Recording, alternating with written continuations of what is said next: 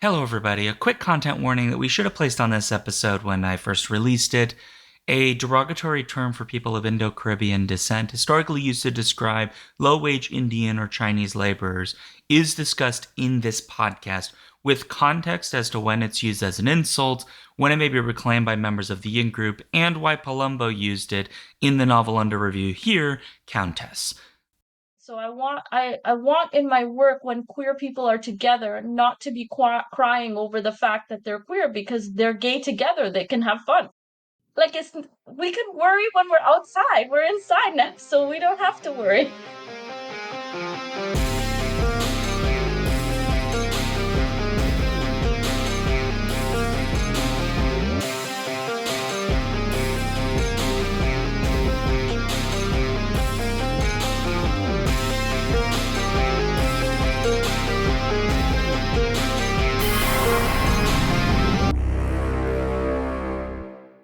Welcome to the Skiffy and Fanty Show, where the only thing sweeter than a ripe Julie mango is revenge.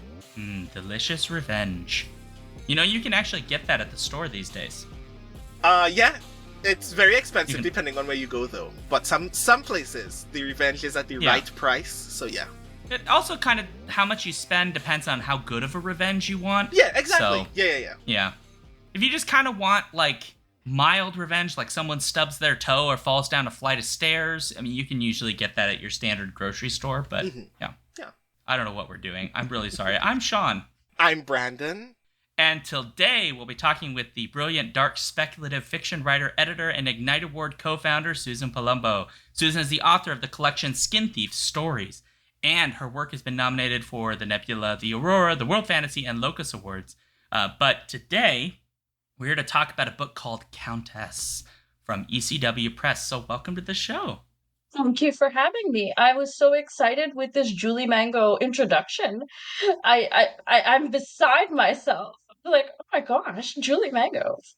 That don't they just drop from trees back home? I mean, yes. I there was literally a mango tree outside my high school. And it was utter delight to me to just be able to walk out in the middle of the afternoon and go, "Hey, a mango," and then just go back to class. And yeah, this is how everyone should get to live. And the fact that there are some people who don't get to live like that is actually very disappointing. Well, where I live, they don't grow, Brandon. And that's your fault. You should fix that. Got it. I will work on accelerating climate change as quickly as possible so Iowa can grow a mango. Mm-hmm.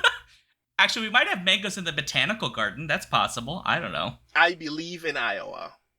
Maybe we should grow a cold-tolerant mango. That's me. I am a cold-tolerant mango. Oh, Lord. What an interesting phrase. I love it. Okay. Yeah, it's brilliant. I love it so very much. But yes, we have a podcast to do. Supposedly. Before we get into this absolutely lovely conversation about this absolutely amazing book, Countess, I would like to remind all of our listeners to please share any comments or questions that you have about any of the content that we make over at Skiffy and Fanty, at skiffyandfanty.com/listener suggestions. We like doing the thing. We like doing the thing with you all. We like sharing this moment with you all on Twitch, in the podcast, on our blog. And we like it very much when you join us and tell us all of the wonderful thoughts that you have in your brain.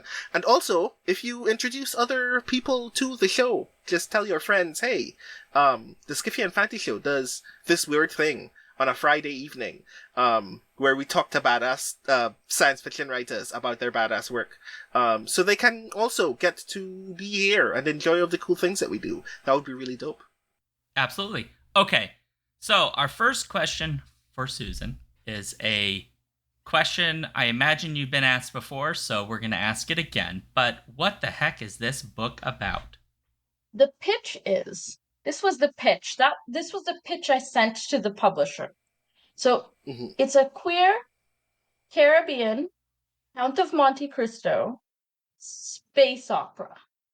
It is gender flipped if you're going on the hard line of comparing it to the Count of Monte Cristo, but if you've read the book, you know that I don't follow rules and I don't follow plans. So the book kind of veers off. But encapsulate it, if you think of like the revenge sort of aspect and that kind of premise of the Count of Monte Cristo, then that's what this book is. It's got revenge. It's a space opera. It's a bit gothic. It's pulpy. It's kind of Star Trek feel at points. Dark fantasy moments. I put everything in there. It's like a kalalu, like a stew. You know, mixed everything Oh, together yeah. and boiled it all up and made a book, a novella. So I have to ask the question. I imagine you're going to get asked this, but I have to know, why the Count of Monte Cristo? I assume you have read The Count of Monte Cristo. I have actually not. This is a gap in my reading, and I know I'm about to get roasted on the coals for this. I'm so sorry. I read it No. a very, very long time ago, and then it erased from my brain. So reading this kind of revitalized a lot of those thoughts, and I was like, right, that was a book that I read when I was far too young to have read this book. Right. Okay, so I have read The Count of Monte Cristo twice, and there are many reasons why I chose that book to riff off of. I read it once when I was a kid, and I read an abridged version, and I really liked the arc of Edmund being sort of uprising star, and everyone around him being sort of envious and angry, and also catching him in a very compromising decision that he's made, and then using that against him to put him away, get him out of the way, so that someone can get his girlfriend and someone can get his job and someone take all of the things that he has and like put him away.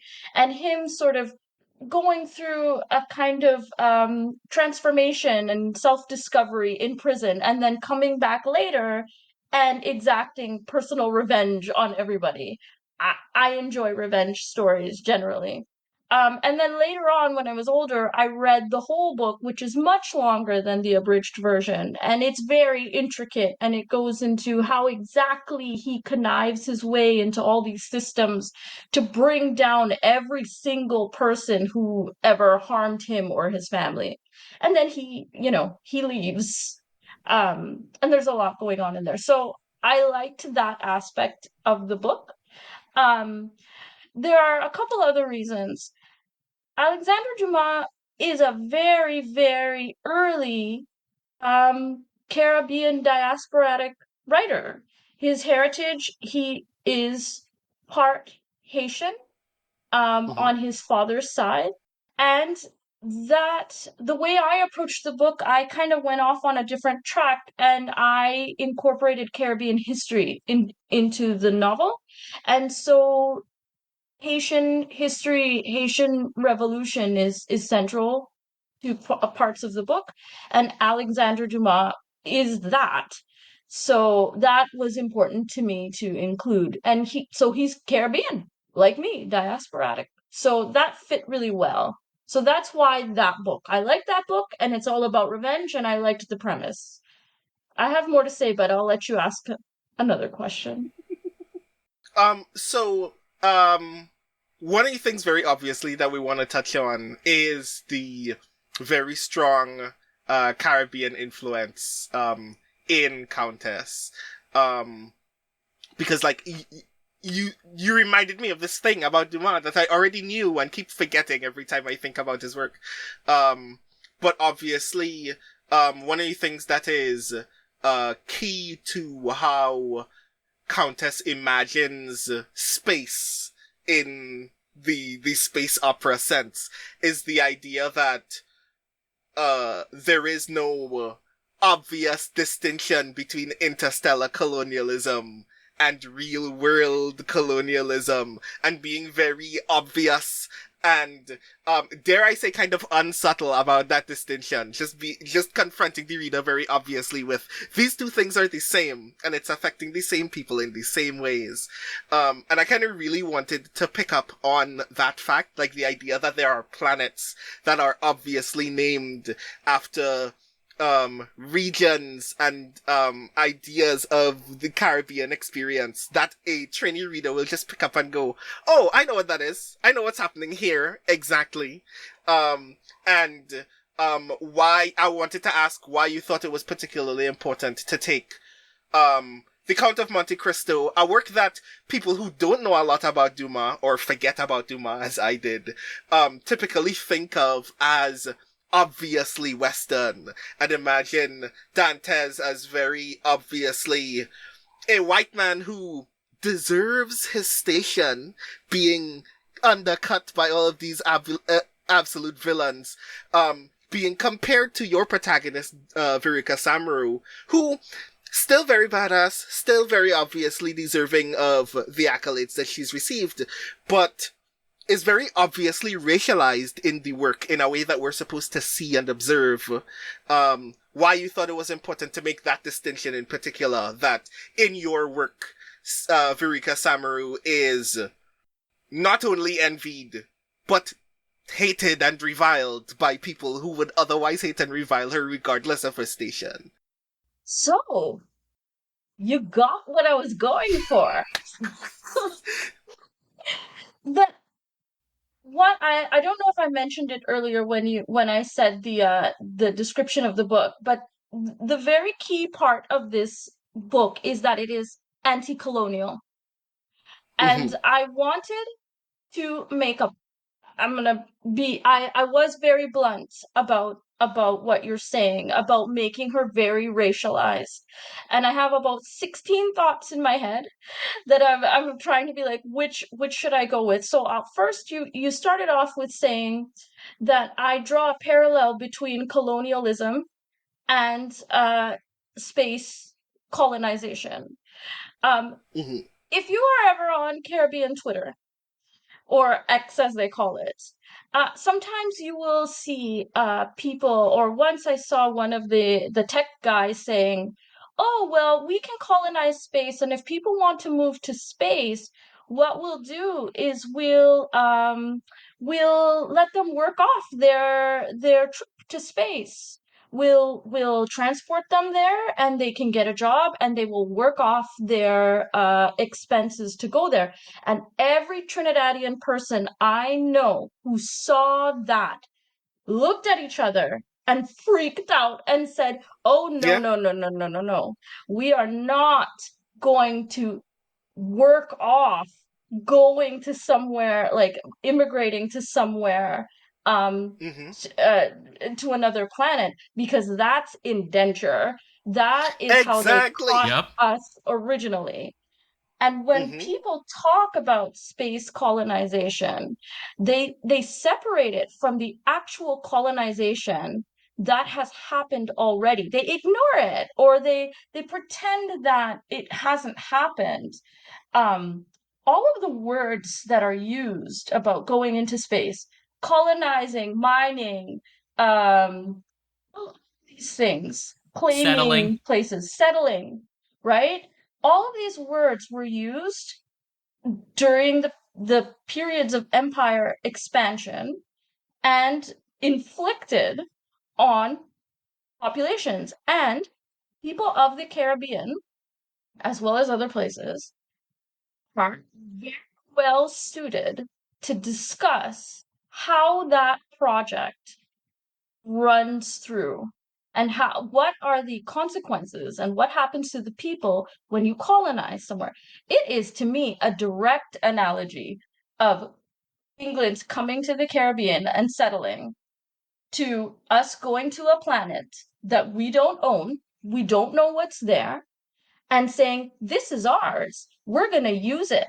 Like, what is the difference to me? I can't see the difference in that. And so it strikes a lot of ethical concerns to me. Like, everyone's always like, "Yay, we're gonna go conquer space, and isn't that our destiny? Manifest destiny? You mean colonize? Like, the parallels are so blunt. So I don't feel I'm being blunt. I feel I'm telling the truth. I feel Mm-hmm. like everyone else is not being blunt enough about colonization and race when they talk about the future. They imagine that it's disappeared. But show me one instance where technology has erased racism. Is a spaceship going to come and end racism? Is that what you're telling me? Because I don't see it happening. Mm-hmm. I mean, I'm being very blunt, but the question was blunt. Returning to the second part of this question, which was the comparison between Verika Samaru as an obviously racialized protagonist and Edmond Dantes as like this otherwise very idealized Western protagonist who is laid low by envy and not any other social conflict whatsoever, and why that was a decision that you made in the work. Right. So to me, that when I approached this story, I approached it as okay, we I mentioned anti-colonial before. And what I wanted to write, when I say the word anti-colonial, I feel, and this is just my feeling, I can't make general statements for anyone else. I feel like what people are expecting is they are expecting a narrative where an exceptional person of color who is different from all of the other members of their group of people is able to navigate through a system and is Mm. accepted in that system and then kind of blow up the system from the inside and sort of then the people who they are a part of are able to get freedom, sort of. That is the general, often what I see as presented as an anti-colonial narrative. What I wanted to approach anti-colonial as is the truth of what I see in everyday real life. So racialized people are discriminated against. That is a fact. And science fiction and lets you critique today's social issues by putting it into the future. And so that's why that was really important to me, because as a woman, as a brown woman, as an immigrant, as a queer person, in my everyday life, when I do things, these actors play into how people interact with me. Um, and I did not want to take that away in my book and be like, well, this has no influence on it. Um, because that's what character is. And so, if I'm telling a story about a brown woman, I'm going to have things that affect brown women happen in the story, and that may change the plot. Mm-hmm. Does that make sense? Did I answer the question? I'm kind of rambly. I have a lot to No, say. No, you're it does answer the 100%. question because Yeah. it immediately got to one of the things that I thought was particularly interesting about the framing of Countess, which is Verika is very obviously working within Empire.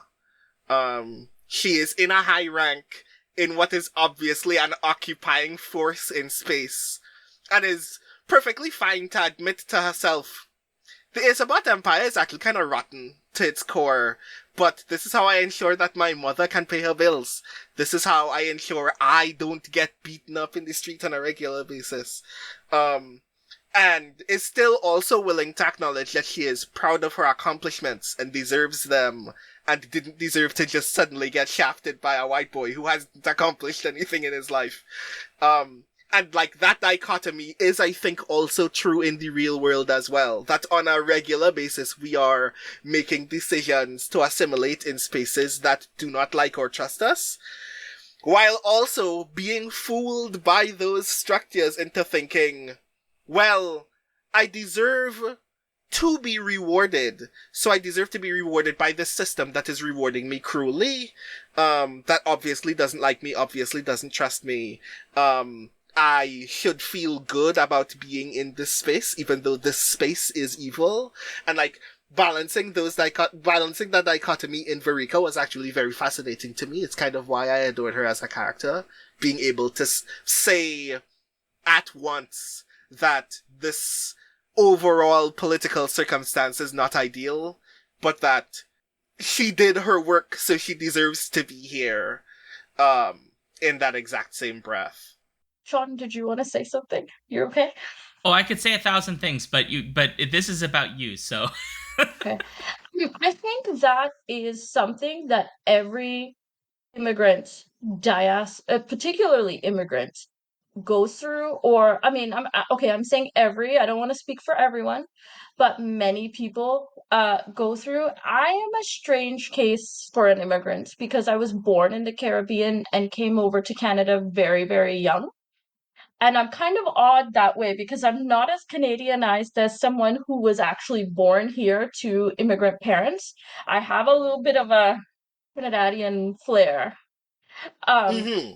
but that is something that you are told as an immigrant a lot, that if you assimilate, that if you learn English properly, that if you do everything by the rules, if you work hard, if you pull yourself up by your bootstraps, that you will uh, get yourself out of poverty and you can join society and you will prosper. I mean, that's why a lot of people immigrate, right? They to come somewhere to have a better life or more opportunities than what they feel are available to them where they are from.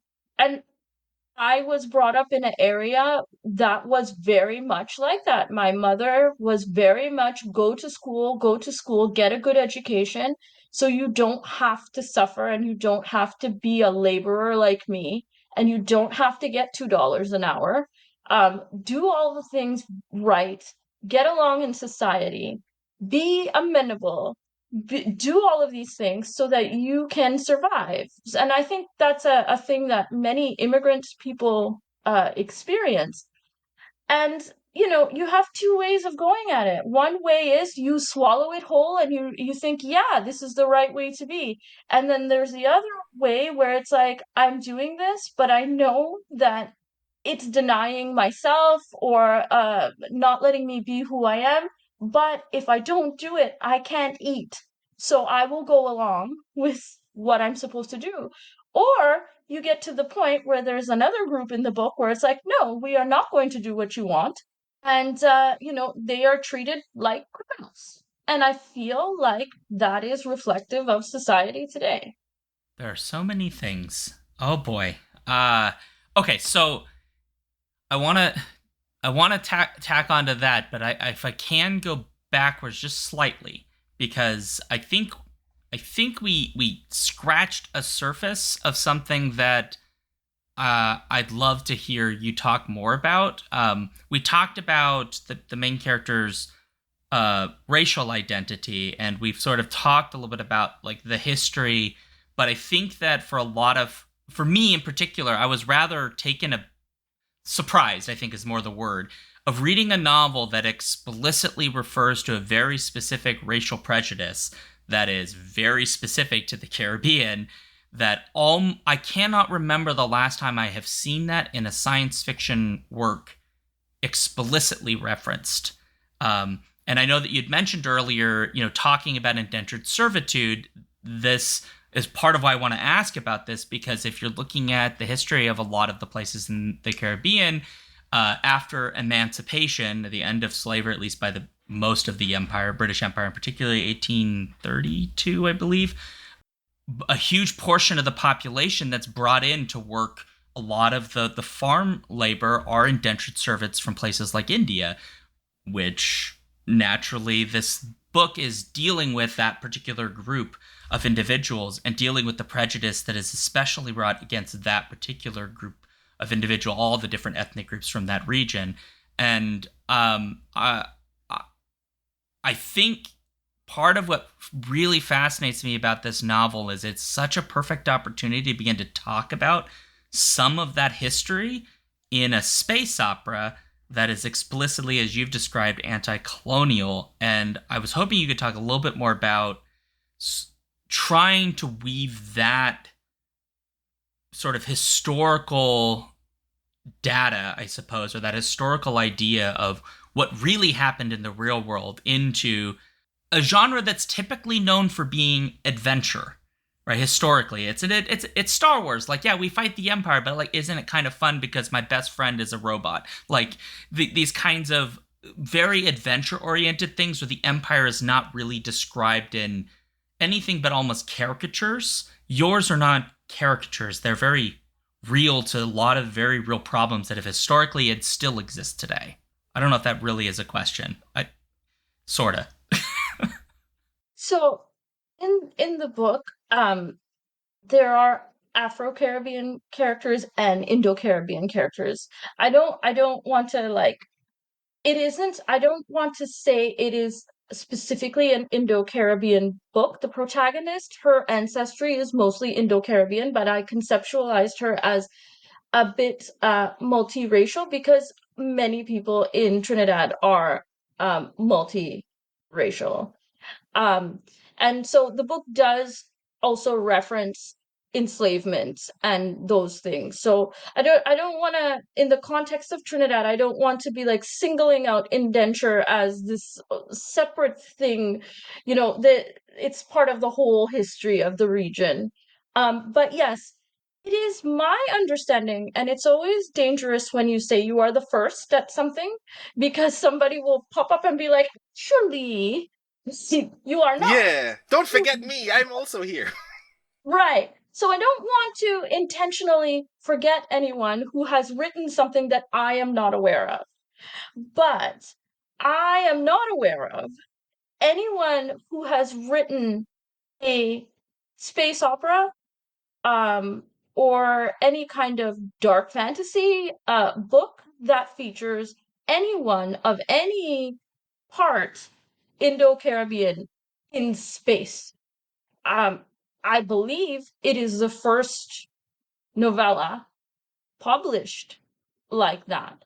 It is not something that is discussed in science fiction and fantasy at all. So I agree. Actually, the woman who did the audio, Shantae, her part of her background is the same, Indo-Caribbean, and she has said to me that in over her 8 years, 7 or 8 years of audio narration, she has never narrated a book with such a with that type of main character. She's done over a dozen Caribbean books, but never that character. That's not to say that they don't exist in other genres. You can definitely see them in literary, historical, romance, these type of areas. They're there.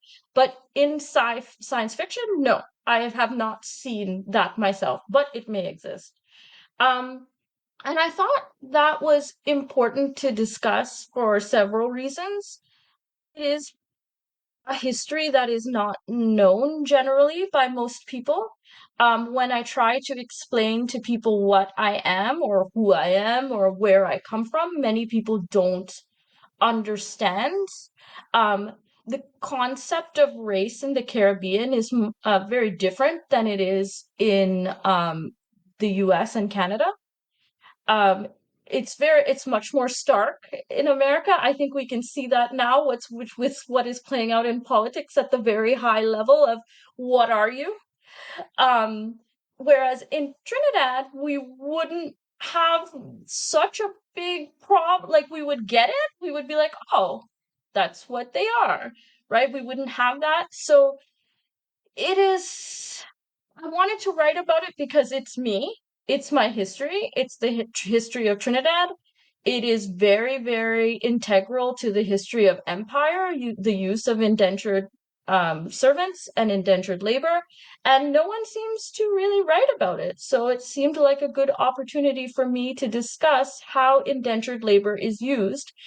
I have seen indentured labor used in science fiction and fantasy, but it is usually as a kink, as a person who is a queer person who is indentured, or it's in a romance, or in some type of power dynamic, and not as an actual historical thing that has played out and been pretty brutal to people. So I wanted to go there.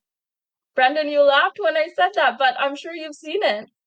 No, I was immediately thinking of a dozen examples, and I'm like, I'm not king shaming anyone, but like, Lord, all you need to read outside of your historical context of discover things Shaming about the anyone world. either. Like, I'm all for your things. Like, go ahead and do it. But what I'm saying is, I have never seen it in SFF outside of being a kink. Keep up with your kink. But I am talking about it historically. Yeah. And I think one of the things that we, Sean and I both noticed it in differing levels of intensity. Sean was actually very surprised by specific particular of racialized language in the book as well. Oh yes, can I say the word? Can I say the word, or are you guys? I mean, okay the only person in this room who can say the word is you. Okay. Can I right? ask a? Okay. Sorry, I said. Can I ask a question about the? That's fine. I just need to understand it. So you've spoken it out, which. So the last time, the short version of the story is Brandon and I think we're talking with some other people, and I was trying to explain that this term exists without saying the term, and Brandon was like, "No, don't say the term," and I was like, "I know, I'm not gonna say it. Like, I got it," but like, to me, that suggests that it has a very deep racialized, prejudicial nature to it in such a way that, like other racialized terms, it is a thing that only certain people can say. And is that my the only time I see it is in literature. Like, I'm not sitting around like, here, like, tell me these words. Like, it's me seeing characters in stories say it, right? And I don't know that literature always properly conveys what a term really means in its proper social context all the time, because it's a product of those authors' particular biases. So I guess my question is, like, how sensitive is this term actually from somebody who, like, you two have way more personalized experience with this term than I do. This is not a term that comes up in my daily life ever. That makes sense. Brandon, do you want to answer? Help me understand. Because he asked both of us. God. As an Afro-Caribbean person still presently living in Trinidad, one of the things, and this kind of gets back to something that Suzan has already said, which is there is a different experience of the racial experience in the Caribbean. There are things that we instinctively get, things that we instinctively understand, but this is not to say that Trinidad is perfect or ideal in its racial politics by any means. And one of the particularly strong examples of that fact is the fact that language like this persists. When I was in school, when I was still like young, adults would use this word regularly.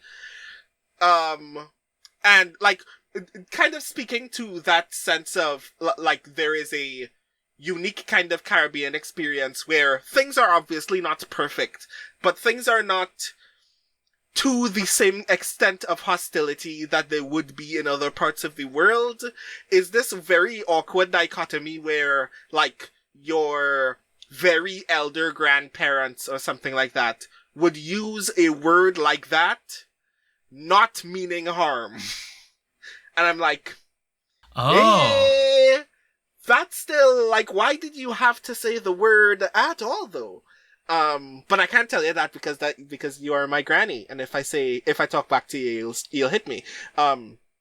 So yeah, it's a lot of that. There is still some, I mean, there is still lingering hostility in the use of the word in some spaces, but there's also that other general awkwardness of, in certain communities, there is not an overt meaning of harm. It's just, we have grown so accustomed to engaging with each other in a certain kind of way that these kinds of things just kind of happen in space.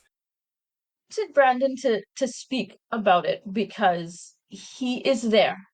And I, came to Canada in the 80s.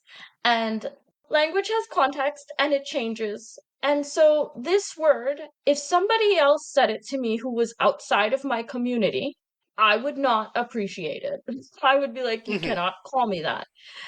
However, there are instances where words are reclaimed. So if it was my mother who was kind of saying it to me, right, I would kind of Mm-hmm. laugh with her about it, or somebody in group who I'm quite close with, I would be okay with them us laughing back and forth and saying it. I do know also that I have heard, like in Trinidad, I know it's very derogatory to use it. But I have heard in other spaces, and I'm not going to name them, but other islands, other spaces, it is just used as a word. Like, oh, well, that's Mm-hmm. what they are. So the Caribbean isn't a monolith where it's like in this island, it's bad. And so all across all the islands, it's bad. Other people have not evolved in language the same way as we have. So too long, didn't listen. Um, it's a word that I reclaimed and I wrote it in the book because it is a word that was used historically. It is not a word that I refer to as myself on a daily basis. I would say it in a joking way, maybe with somebody very, very in group. But it is really for historical purposes that I put it in the book. Yeah. And I mean, it obviously matters in the book that the very first time that it is used, it's used by a white man in power to denigrate Verika. Right. Those are the people who were using it originally to, that's Mm-hmm. why they were bringing them over. They had there was a name for it, like the program, the Coolie program or whatever. So, Mm-hmm. You'll see it in a lot of early 20th century Caribbean lit where it's not just white people who also use the term. It's like filtered down through the different classes as well. So like Middleholzer's Morning at the Office, which I keep trying to get Brandon to read because it's like 100 pages, man. Come on. Uh, like, but it's literally set in an office, and it's really just like a microcosm of like what the country is actually structured as. And you'll see it like filtered down through as they're all referring to the Indo-Caribbean character.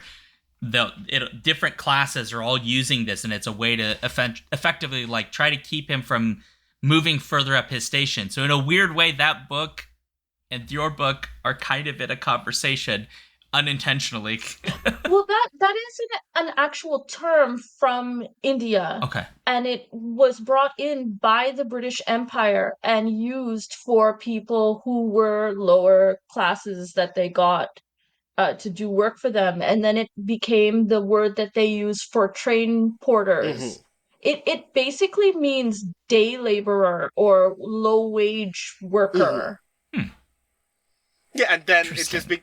So it's a Oh, I was just gonna say, like, it's obvious that the problem, like, it's like like a lot of language, the problem isn't the word in a vacuum.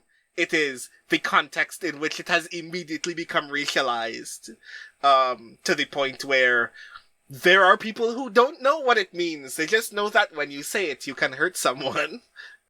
Yep. mhm. So I Well, would like to ask, go ahead. Go ahead. It's okay. I mean, obviously, the two of us can have we can have conversations for days about all of the obvious racial and Caribbean influenced elements of the book. But I did also want to talk about the queerness. It is obviously kind of remarkable to me. One of the things that I think I like about Verika Samaru as a character the most is, even while all of these things are happening, even while she is a tool of empire, she is perfectly happy meeting a girl that she likes and immediately going, I'm just gonna confess to you that I like you, and we're just gonna deal with that immediately. And I think that that's actually really cool as well. Just like, I feel like in another work, this would be tense and drawn out, and a lot of the way that this, a romance like this would play out would be a matter of, struggling against Empire's denigration of queerness. And the book is actually very candid about the fact that even though being lesbian isn't necessarily taboo in this world, it is still there is still an element of judgment attached to it. And telling the story of a protagonist who is still like, I know that this is true, and this still bothers me, but this girl is hot, so I'm gonna let her know that she's hot. Is actually a big deal for me, and I kind of wanted to know why, like, what were the decisions that you wanted to make about queerness in this book? I think, first of all, I like that you brought up that it wasn't a long, drawn out romance kind of build up tension kind of interaction. And none of the romance is really like that in the story, because there's two. And there's Mm-hmm. also an allusion to a a prison romance kind of thing that I did there, but I won't go into that yet. Um, very Caribbean, and the thing is that romance is, and not saying that romance novels are not Caribbean, but from a people who listen to soca and calypso, and in soca and calypso, if you see somebody's looking good, you go and tell them you look good, right? Mm-hmm. You go jam down with them. Like, it is not something that eh, pining for a long time and this kind of thing. Yes, I do that, I have done that, but in our type of storytelling, in our type of way of talking about relationships and romance, it usually, in our art, is not long and drawn out. It's something that's, hey, you look good, let's Yeah. go, kind of thing. So it felt very natural, like, I'm not gonna waste time, I'm gonna just get it on, kind of thing. And that's what I wanted to do. And it ties back into being anti-colonial. It is not meant to read like a Western romance or a Western book. Mm-hmm. I think that is like one of the elements that I appreciate the most. The idea that even though there is this understanding in the world that um Empire sees queerness as some level of threat, we are not telling the story of characters who are afraid of that. And I thought that that was actually really radical on its own. I tend to, in most of my work, have the queerness be the solace for the people, because so much else is bad. So I'm Mm-hmm. like, at least you can have. I mean, the queerness goes off on a thing at the end too, so it's not like it ends off perfectly. But I want queer people, when they can exist together and not deal with any of the other things outside, enjoy spending time together, whatever anyone else is doing. So I want in my work, when queer people are together, not to be crying over the fact that they're queer, because they're gay together, they can have fun. Like, it's we can worry when we're outside, we're inside now, so we don't have to worry. Mm-hmm. Just have a good Um, time. yeah, not worrying is what the bed is for. Yeah. So if I could take us a slightly different direction, which I think is still related to this, just in a different way. There is this great scene in, I don't know, chapter 2 or 3, I can't remember, pretty early in the book, where there's a court scene. And it's this thing you do throughout the book where you talk about the Empire, and you like litter these little reminders that, hey, like, the Empire is not as benevolent as it keeps pretending to be, right? Obviously, from our main character's perspective, we get that very clearly, but like, the Empire wants us to believe, like, we're beautiful, look how wonderful we are, aren't we so progressive, and like, are we so wonderful? And the court scene really raised this interesting idea that you were exploring, which is two sides. One you kind of raised earlier, which is this idea that, no matter how hard you work, as long as you're still viewed as an outsider by this oppressive system, you can never, there's a barrier you can never exceed. And that system, if it can shoot you down, it will, which is, of course, very early in the book is basically what happens. But there's also this great little blip you put in here about how the Empire really does not like the perception that anybody within its walls may be prejudiced, right? It has to be perceived as, look how benevolent and we're all uplifted, aren't we? So uplifted, so wonderful, as it is doing the very thing that it does not want spoken out. And I really love this little detail because to me, it kind of talked, I think like when we talk about Empire, sometimes folks want to deal with like the really obvious stuff, like people being destroyed and killed, and like look at Darth Vader and like these kinds of figures kind of show up and they like cut people down and like they're being obviously oppressive. But those really subtle oppressive components of Empire sometimes don't get their due, and you give a lot of attention to this. And I really kind of was hoping you could talk about why for you it was really important to not just give the very obvious stuff, but also all those little insidious threads that kind of manipulate people essentially into cohesion, or whatever the word is, assimilation, if you will, even though it's never good enough. I, I always come back to, I'm writing what I know, right? Um, and this is coming across as like, I'm very angry at everybody in science fiction fantasy, and I'm actually not. I mean, you can see I'm smiling. I'm not I'm not really Yeah. like angry, but I do see things. And I do experience things with people. So for example, you know, some people, when you speak to them, have a really hard time acknowledging that prejudice exists, particularly racial prejudice or racism. They don't want to talk about it because it makes them feel uncomfortable. It brings up very sort of feelings of, oh, well, I am part of the system, and even though I'm not racist. I've never done anything to anyone.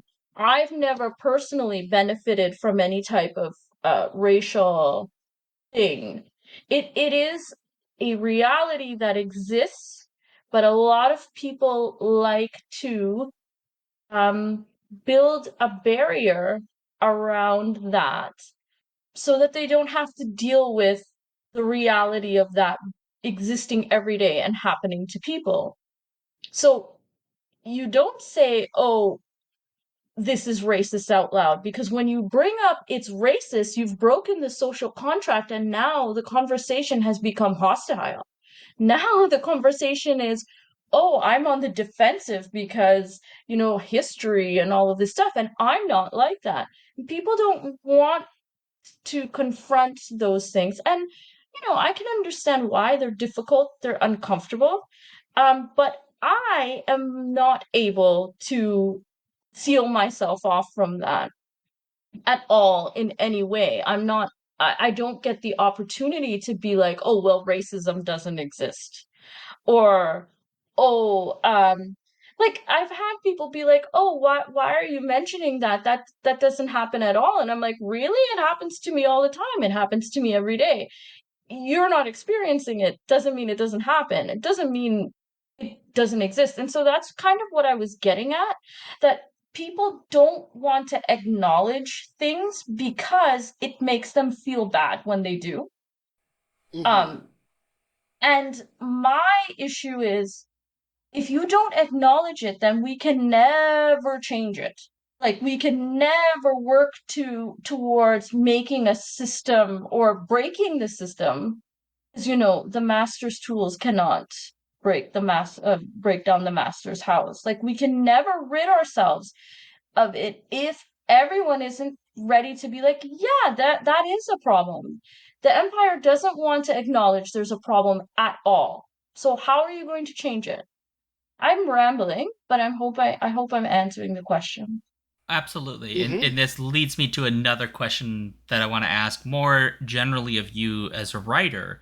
Um, because some of what you're kind of hinting at to me seems to suggest that if we were writing like a literary fiction book, we might be dealing with things that are very real, right? That are we're still dealing with real stuff in this book. I just mean like we can't ignore that what we're dealing with is stuff set in a real world, quote unquote. I mean, literary fiction can still be not the real world, but whatever.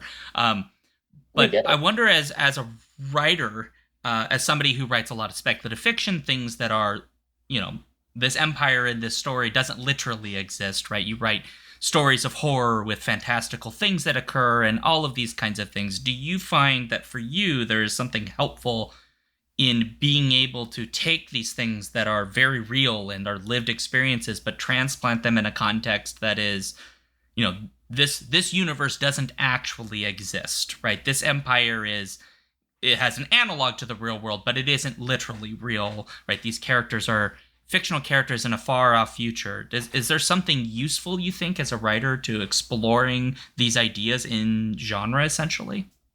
Just generally, or for me? For you, or I guess suppose generally, if you have thoughts on either, but I really wanted to kind of hear your personal view. I think it is easier for me to explore and process things if I have a little bit of distance. The A lot of the experiences in the book, like I am not a space captain and I am not I mean yet could Yes. happen. Um, but none of these things have happened to me in their one-to-one realistic form. But the emotions and a lot of the situations have happened to me. And as a writer, I think I actually started off writing literary work. Um, and I moved towards speculative because I found that using the sort of metaphorical gave me a little bit more distance from it rather than to write. So literary fiction is realistic generally, rather than to write like my interaction with my boss, which was, this he sexually harassed me. It's much easier for me to transpose that to a space captain and the guy that she's dealing with there. So yes, it's easier for me to process all of those things. And I like when science fiction adds emotional and interiority to it. I love wonder, I love adventure, I love all of these things, but I like it's a space opera and I like drama and emotion. So I put all my drama into speculative fiction. From a okay, so if I could flip it around, then as a what about as a reader? Is Do you find that level of distance for you as a reader is also particularly valuable, that spec fic makes, I suppose, makes easier to do than perhaps other non-imaginary genres? I like when people do it. I like when people put their emotional experience into speculative fiction. I find it hard to read um like non-fictional accounts of brutality because it over like it I mean I feel also empathetic in speculative fiction, but when I see it in real life it devastates me. I get really sad and upset when I see a story about, racism and or oppression because I I identify with the person who is going through it, and I identify in speculative fiction as well. But at least I'm like, okay, but at least it's speculative, so I can kind of rein in my over empathy. I think I'm kind of over empathetic, so I have an easier time dealing with speculative work. That's interesting. I would describe my wife very similarly as over empathetic, but she's like weirdly more extreme. She can't handle, does not like any depiction of like extreme violence, like at all. I mean, even like people getting blown up in spaceships is like too much. it, and which I find very interesting. And at some point, I will ask her why. Where's that come from? And the only thing I've heard is it basically upsets her calm. Um, That's the answer I've been people given. getting blown up, so it's not really good. Like, It isn't, right? When you think about all of these great melodramatic space operas we watched, like a lot of times a lot of people die in those. well, Yeah. and And that is something I was concerned about with the book too. I didn't want to create a general who was just like, I'm going to make this decision.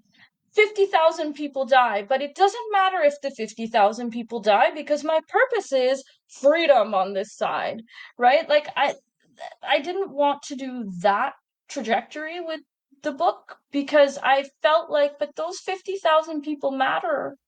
I mean, yes. this is super interesting because if you look at like early space opera, that's not part of a lot of early space opera conversations. Like a lot of times things just get wiped out and it's like a video game kind of, like they're not really people at that stage.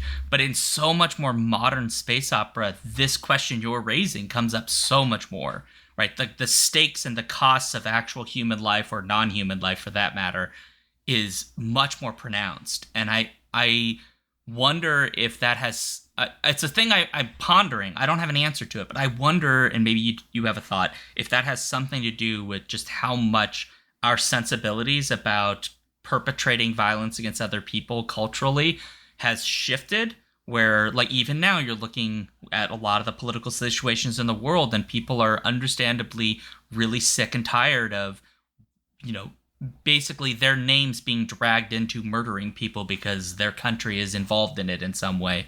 I don't know if that is something going on worldwide, but it does make me wonder because so much more space opera isn't just the happy-go-lucky farm boy adventure anymore, which is fine, but we get so much more of what you're talking about. I don't know. There's a question there, right? I think I we guess are. kind of, yeah. We are. I mean, we are exposed to all kinds of different media now.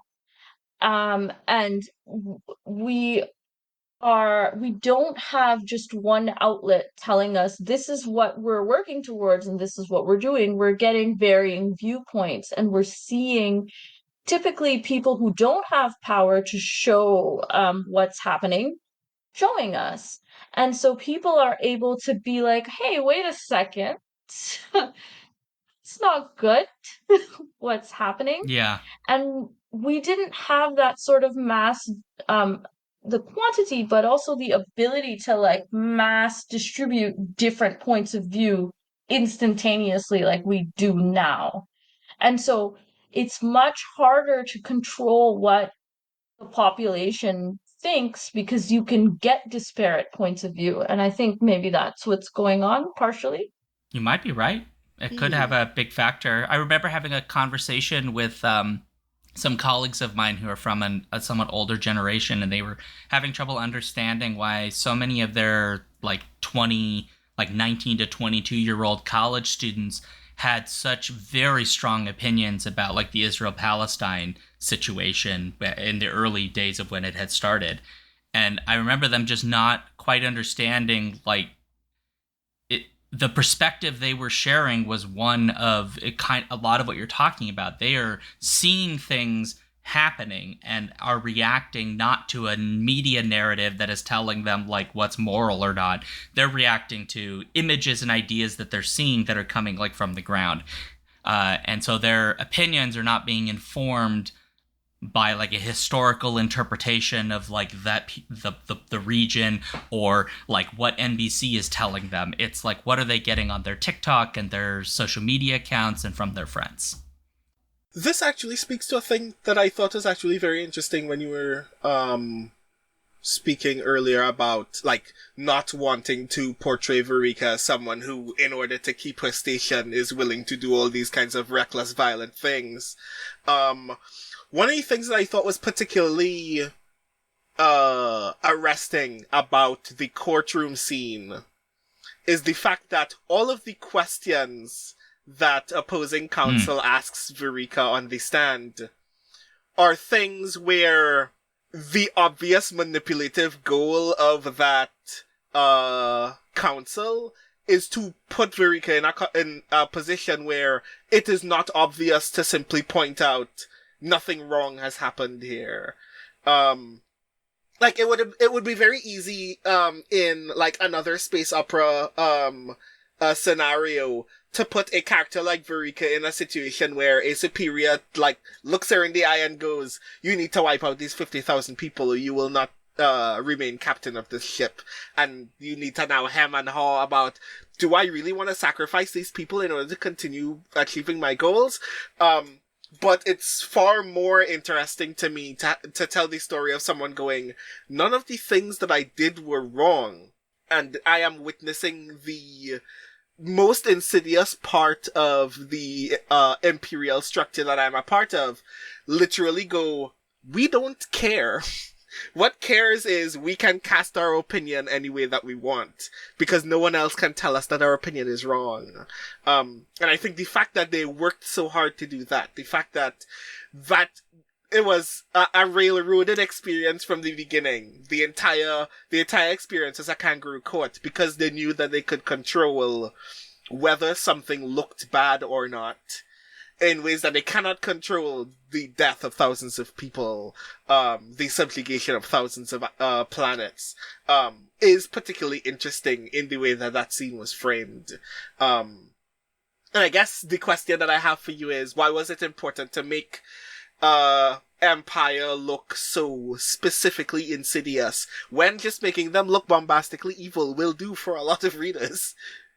You know, that's interesting because some people have told me that I made the Empire, the people in the Empire very cartoonish.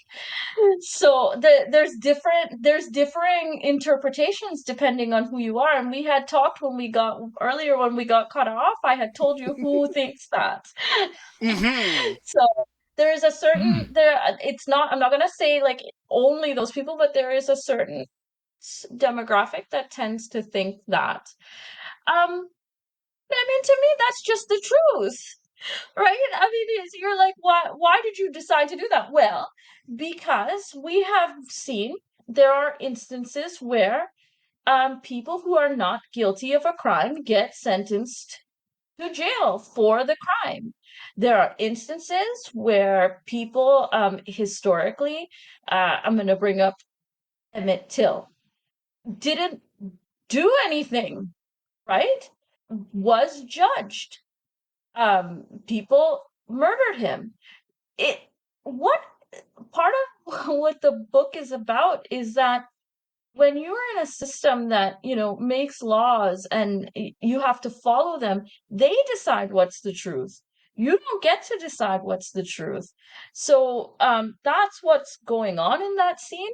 She hasn't done anything maliciously criminal necessarily. She's broken some rules, but it's enough that she's broken the rules to be like, well, you're not one of us. You're not I don't know what the word is, a conformist enough. You've got this kind of thing within you where you're daring to do things that are outside what we find acceptable.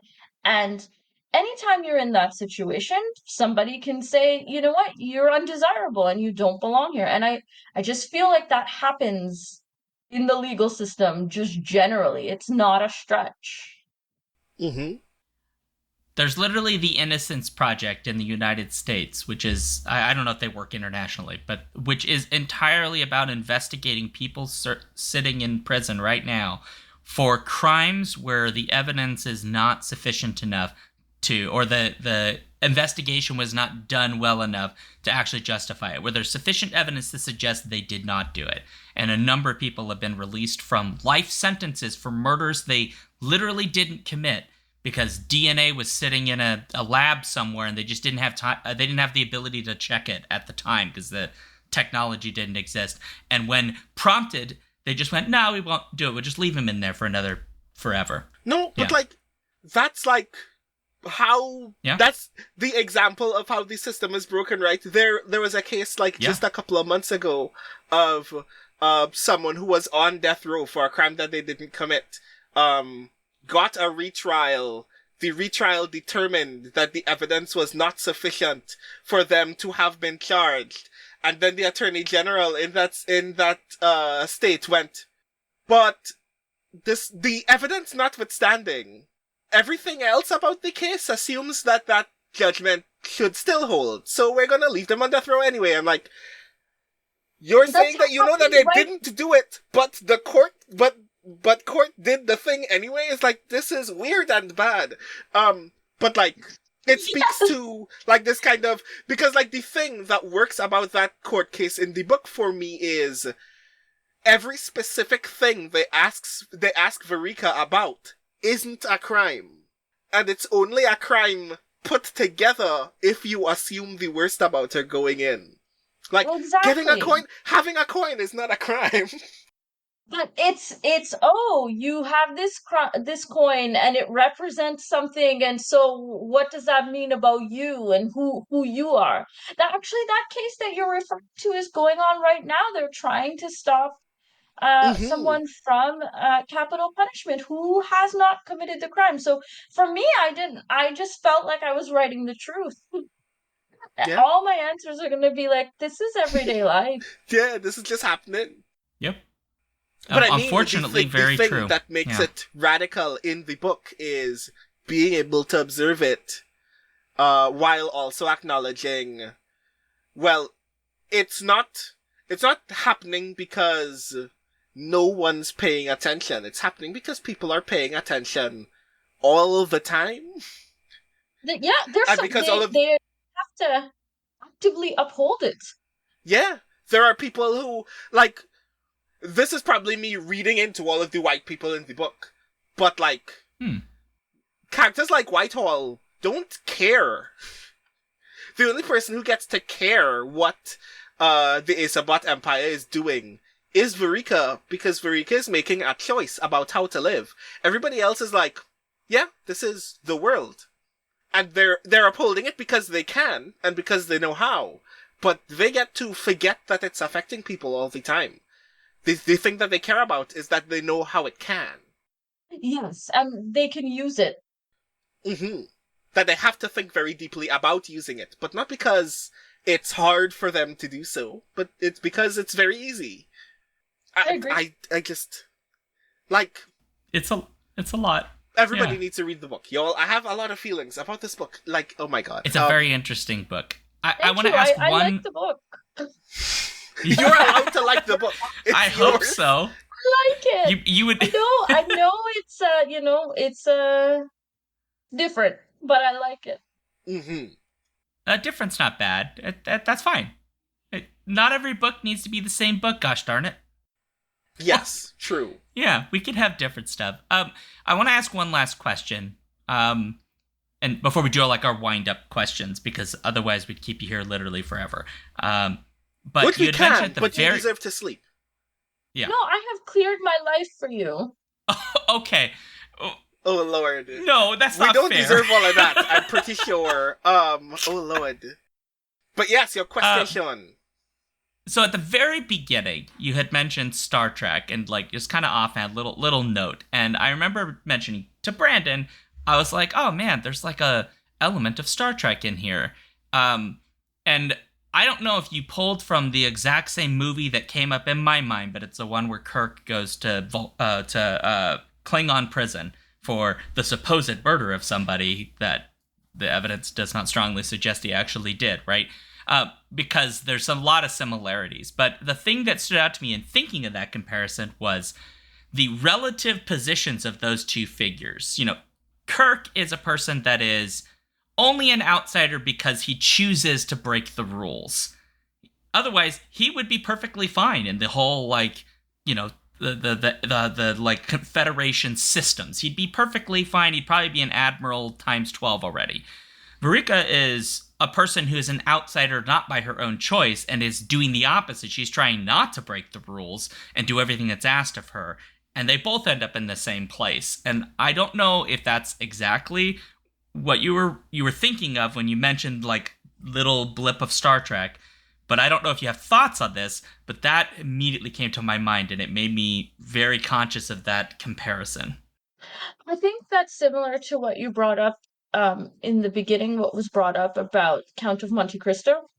It's the same kind of parallel where it's like, though Edmund doesn't do anything specifically illegal, or against anything, but it's the same situation where it's like this person is being persecuted, but it's because of their actions, and this person is being persecuted, and yeah, their actions are kind of open to interpretation, but it's because of who they are and it's because of what someone else wants. So yeah, that is exactly the same sort of thing I was doing there. But also, just in general, I really like original Star Trek. Just in general. So when I started writing the book, right, she's sitting in her captain's chair and she's got like, and it's just like Kirk, right? He's sitting in his chair and he's got the people in front of him and he's talking and being like, communications this, blah, blah. That is 100% Star Trek. And then there's a scene later on where there's kind of like a chase, and it was very like, in Star Trek when it's always Scotty has to fix the warp drive in 10 minutes, otherwise something is going to happen and they're going to blow up, right? I Mm-hmm. wanted that kind of adventure to come, energy, kind of deadline stuff to be in the book as well, because I told you I threw everything in there. So that's very much, I love Star Trek, so that's very much where that came from. That's great. Mm-hmm. So like a little bit of like love letter to the stuff you really like in Star Trek is in here Yeah, too. I Yeah. think Star Trek is great. I like Star Wars too. I like both. I'm not one of those one or the other kind of people. Don't write me. Yeah. Don't attack me. Don't- Mm-hmm. I like both, but I really like original Star Trek. He's so melodramatic. He's a Shakespearean actor, right? So he's always like, Mm-hmm. "Oh, Yeah. He I should be think that." holding a skull like half the time. Yeah. Mm-hmm. I feel like liking original Star Trek also speaks to the intensity of the romantic engagements in this book as well, because Kirk is Right. always, I like you, I'm gonna let you know one time and we're just gonna start kissing immediately, and everyone else just has to deal with that. So He yeah. has a woman on every planet, right? And I Mm-hmm. mean that's kind of, out of like it's, don't agree and all these things. But in the show, he's got a girlfriend a lot of the time, a new girl. And Yeah. Verica is doing that. She shows up and she's like, "Hey." Yeah. If Kirk can do it, why can't Eureka? You know Yeah. what? If everyone's consenting, let them have at it. Yeah. You know, She is I very mean, adventurous with that aspect of her life. yeah, Mm-hmm. I think Even that's perfectly even fine. when her life is in danger. Yeah, she's like, "Well, Yeah. you only live once and my life might end, so." Carpe diem. Oh Lord. So Ah, we could talk for another hour and a half, as we already have, about this book. But one of the things that we obviously would like to know now is, what are you working on next? I just got back the comments of an actual novel that I'm trying to write from my agent, and it is only like you remember you were talking about how you only had a certain amount of words for your novel that you're writing, Brandon. Mm-hmm. It's not novel length yet. So I am working on this, and it is a Trinidadian Edwardian Gothic horror novel. I've left sci-fi and gone back to my horror roots for a bit. So Mm-hmm. I have to expand this book. It has something about Trinidad in it's related to industrialism in Canada and New York. I can't tell you exactly what it is because it's an actual thing that you know me, I'm always dealing in the truth. So Mm-hmm. it is a thing that happened, um, and it comes back to haunt people. Oh ho. ooh, I am very that sounds intrigued. fun. Yeah, it's like Scream at actual us. history stuff. I mean, the monster isn't historical, but the reasons for the Mhm. monster is. Yes. I'm very I excited. want to make a joke about what if he is actually historical, but like, I mean, I get it. Like, technically, like crypto things don't necessarily. Well, crypto coin does, but that's a whole Oh different god. monstrosity. Not crypto zids. What's the word? Oh, God, Cryptids the is the name word is that you're looking for. cryptids. I thought want you to were say talking about cryptozoids. crypto, like Bitcoin, at first. Yeah, I saw My Sean mouth was and my heading brain there went and different. then took the wrong turn. It's like, yes. Yeah, sorry. My brain and my mouth went different directions, and it was too late. By the time the word left my mouth, I was like, crap. So, It's Oh, okay. Lord. yeah.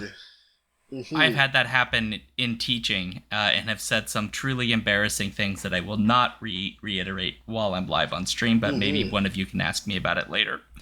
Oh, Lord. Okay, the other question, where can folks find you? Well, I'm kind of everywhere. But, I still function on Twitter at Silly Syntax and on Blue Sky. Actually, Blue Sky has picked up a bit lately, which I am kind of enjoying. So I'm on Blue Sky at Silly Syntax. And then on Instagram, I'm Gothic Syntax. So those are the social media things. I know, I went darker there. And website, but I always forget the actual address. So just type in Susan Palumbo website and it'll come up. If you write Susan Palumbo, my face just shows up. So it's fine. That's how you'll find me. You I don't mean, have to you should search really consider hard. yourself you should consider yourself very pleased in the overall writing sphere that you have such a unique name that it is very easy to find you. I think it's not necessarily unique. There are other Susan Palumbos, but there is not one who is making such foolishness of herself publicly to be recorded everywhere. So this is why I'm first. It's not like, oh, intelligence, or it's just ridiculousness. First in ridiculousness. Fair. Well, we'll make sure that your website is linked in the show notes for this episode. But Susan, thank you very much for coming on the show. This is wonderful to have you here. Thank you for letting me ramble these answers and be very honest. I appreciate the chance to talk candidly about things because they're important to me. This art is my life and it's very important. So I'm very happy that you invited me and I had a great time. Well, you're welcome to come back. Oh, thank you. We can find excuses. Yeah. When the next book happens, we will summon you once again. We could find an excuse. Brandon still Might has to be read a about morning 90, at the office. So we gotta hold on to our health. Oh, Lord. That's fair. That's fair. Well, okay, for folks at home, thank you very much for being here. If you'd like to let us know what you thought about this episode, or if you perhaps have read this book and you want to let us know what you thought about it, you can go to skiffyandfanty.com/listener suggestions, or you can email us at skiffyandfanty@gmail.com. We're Skiffy and Fanty pretty much on every social network, I think. You can find our newsletter and our Patreon and all of that stuff on our link tree, which is linktr.ee/skiffyandfanty, or just go to skiffyandfanty.com. It's probably out there somewhere. I'm at SeanDuke.net. Alphabet Streams is presently where Skiffy and Fanty streams every Friday at 7 p.m. We do some new episode thingamabobber. So come here on Twitch on Alphabet Streams, and I'm in other places. My link tree is /SeanDuke. And you can find me, Brandon O'Brien, almost everywhere on the internet at The Rising Tides, and at my newsletter, which is also my website, at brandonobrien.xyz. Yeah, Brandon is many places, and is even like a poet laureate now. Yes, that has also happened. I am very excited about being the poet laureate of Seattle Worldcon. I'm not going to bring it up very often. I'm very bad at reminding people that I'm apparently cool, but apparently I'm cool. Well, I'm going to bring it up almost every single time we're on a show together. So until finally you get the Nobel Prize for Literature. Nope. We'll make it happen after I take over the organization myself. Yeah. Fair enough. Anyway, okay. Well, I think that's sufficiently awkward since I've just given out my plans for literary award domination, I suppose. So, oops, I gave it away. So, on that note, awkward ending and scene.